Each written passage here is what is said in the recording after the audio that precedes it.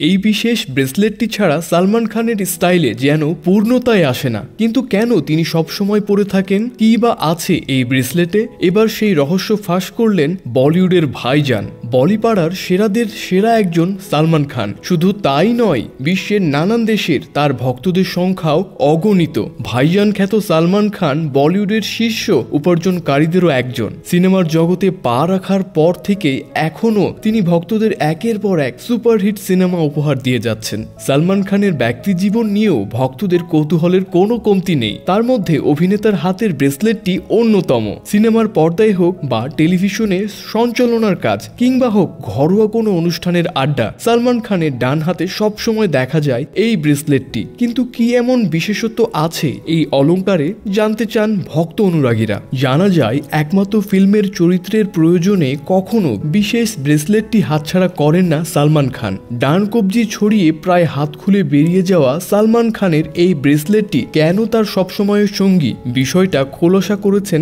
সালমান খান নিজেই। সম্প্রতি এক সাংবাদিক ভাইজানকে প্রশ্ন করেছেন, আপনি কেন এই ব্রেসলেটটি পরেন? আন্তর্জাতিক ইভেন্টের সময় সাংবাদিকের প্রশ্নের উত্তরে সালমান জানান, বাবার কাছ থেকে ব্রেসলেটটি উপহার হিসেবে পেয়েছিলেন তিনি। নায়ক বলেন, ছোটবেলা থেকেই দেখেছি বাবা সবসময় এরকম ব্রেসলেট পরে থাকতেন। সে সময় ভাবতাম ব্রেসলেট পরে বাবাকে কি সুন্দর লাগছে। ভাইজান বলেন, ছোটবেলায় ব্রেসলেট পরতাম না, তবে বলিউডে কাজ শুরু করার পর বাবা আমাকে একেবারে নিজের ব্রেসলেটের মতো দেখতে একটি ব্রেসলেট উপহার দেন। সেই থেকে আমার সঙ্গে রয়েছে। মূলত নিজের ডান হাতের ব্রেসলেট, এটিকে সৌভাগ্যের প্রতীক বলে মনে করেন সালমান। বিদেশি সাংবাদিকের কাছে তিনি আরও বলেছেন, আমার ব্রেসলেটের মধ্যে এই যে পাথরটা দেখছেন, একে ফিরোজা বলে। এরকম ধরনের পাথর দুটি রয়েছে। ব্রেসলেটের পাথরটি নিয়ে একটি বদ্ধ মূল ধারণাও রয়েছে সালমানের। তিনি বলেন, সমস্ত নেতিবাচক মনোভাব বুঝে নেয় ফিরোজা। পাশাপাশি আরও একটি দাবি করেছেন তিনি, বলিউডের সুপারস্টারের ভাষ্যমতে প্রত্যেকবার অশুভ কিছুর মুখোমুখি হলে তা বুঝতে পারে ফিরোজা। সালমান জানিয়েছেন,